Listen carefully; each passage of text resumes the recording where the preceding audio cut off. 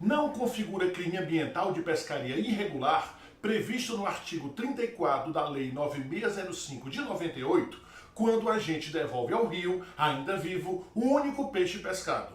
Na hipótese, incide o princípio da insignificância. A propósito, o princípio da insignificância pressupõe a existência concomitante dos seguintes vetores: A. Mínima ofensividade da conduta. B. Ausência de periculosidade social da ação. C. Reduzido grau de reprovabilidade do comportamento. E D. Inexpressividade da lesão jurídica. Lembrando que a insignificância afasta a tipicidade material do crime, tornando, consequentemente, a conduta atípica.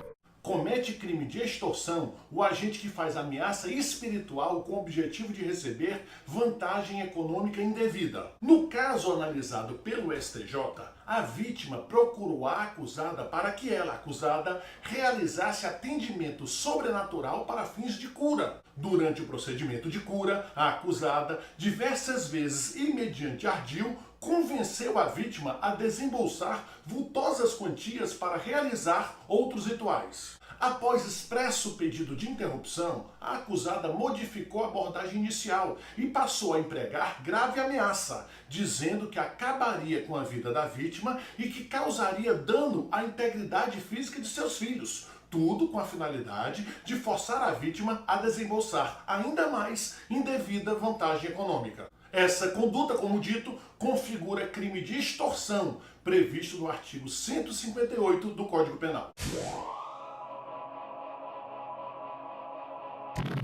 Não configura o crime previsto no artigo 16, inciso 3 do Estatuto do Desarmamento, o ato de portar granada de gás lacrimogêneo ou de pimenta. Nos termos do tipo penal em questão, seria crime possuir, deter, fabricar ou empregar artefato explosivo ou incendiário sem autorização ou em desacordo com determinação legal ou regulamentar.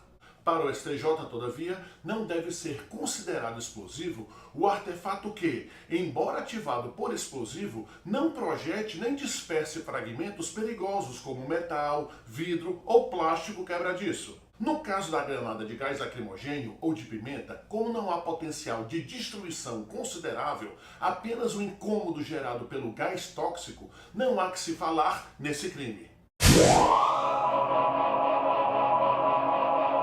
Ofício ou ex-ofício significa de iniciativa própria, isto é, sem a necessidade de provocação. Portanto, não, nos termos do artigo 2º da Lei 7960 de 89, a prisão temporária não pode ser decretada de ofício pelo magistrado. É necessário que haja provocação do interessado, seja através de representação do delegado de polícia, seja através de requerimento do órgão do Ministério Público.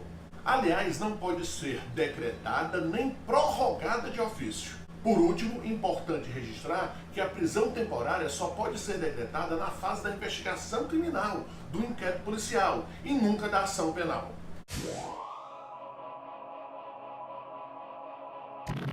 De ofício ou ex-ofício significa de iniciativa própria, isto é, sem a necessidade de provocação. Quanto à prisão preventiva, essa modalidade de medida cautelar de natureza processual penal pode ser decretada tanto na fase da investigação criminal quanto no âmbito da ação penal.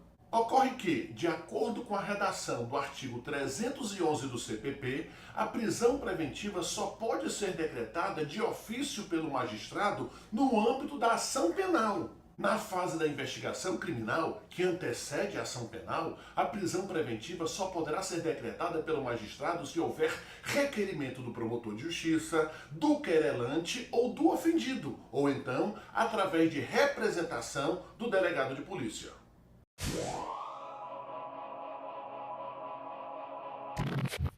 Conforme a Corte Especial do STJ, embora não haja nenhuma ilegalidade no fato de um juiz de primeiro grau homologar acordo de colaboração premiada que mencione o suposto envolvimento de pessoa com foro por prerrogativa de função, se isso ocorrer, os autos deverão ser encaminhados ao foro prevalente, isto é, ao de maior graduação. Isso porque cabe ao juízo prevalente, repito, de maior graduação, decidir sobre eventual existência de conexão ou continência entre os crimes objetos da delação e sobre a conveniência da separação ou não dos processos.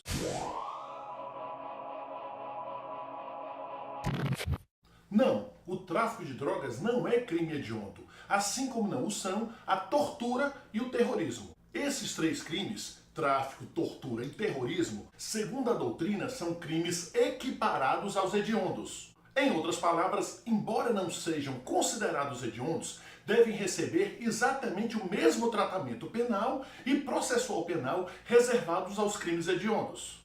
Portanto, aos crimes hediondos e aos equiparados não se permite graça, indulto, anistia, fiança. Além do mais, a progressão de regime só será possível depois de cumpridos 2/5 de pena em cada regime, e não 1/6, como ocorre com os demais crimes. E, se o condenado for reincidente, a progressão só será possível se cumpridos 3/5 da pena em cada regime.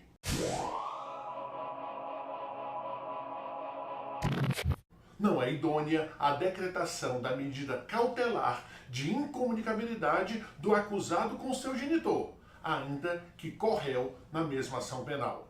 Como se sabe, entre as medidas cautelares diversas da prisão, previstas no artigo 319 do CPP, está a proibição de o réu ter contato com determinadas pessoas. O objetivo é dificultar a combinação de depoimentos entre os envolvidos.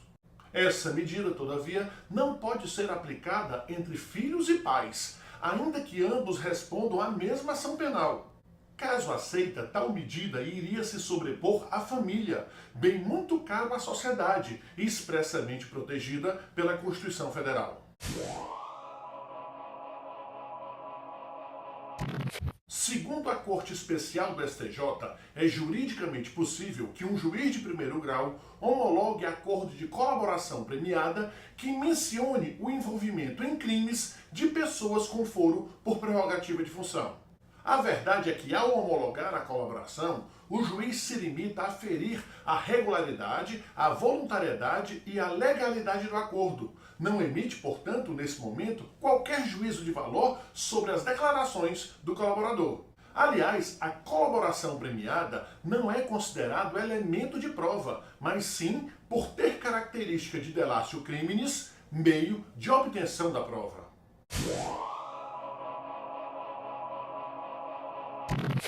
O plenário do STF, por maioria de votos, julgou parcialmente procedente a ADI 5526 do Distrito Federal, sufragando o entendimento segundo o qual as medidas cautelares diversas da prisão que embaraçem, ainda que indiretamente, o exercício do mandato parlamentar de senadores ou deputados federais precisam ser chanceladas, confirmadas pela respectiva Casa Legislativa em 24 horas. Segundo o entendimento dominante, a Constituição só permite o afastamento do parlamentar do exercício de seu mandato em uma única situação: prisão em flagrante por crime inafiançável. A Constituição, portanto, conferiu aos parlamentares uma imunidade processual, cuja finalidade é proteger o mandato contra a interferência do Executivo e do Judiciário, consagrando o princípio da separação dos poderes.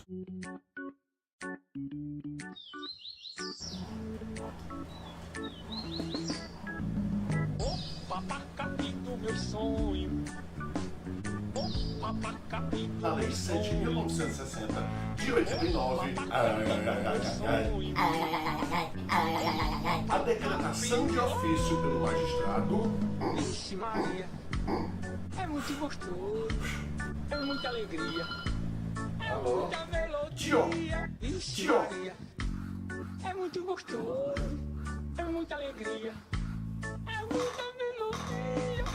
Papacapim do meu sonho, papacapim do meu sonho, papacapim do meu sonho, papacapim. Vixe Maria, é muito gostoso, é muita alegria, é muita melodia. Papacapim do meu sonho, capim do meu sonho. Oh, papá capim do meu sonho.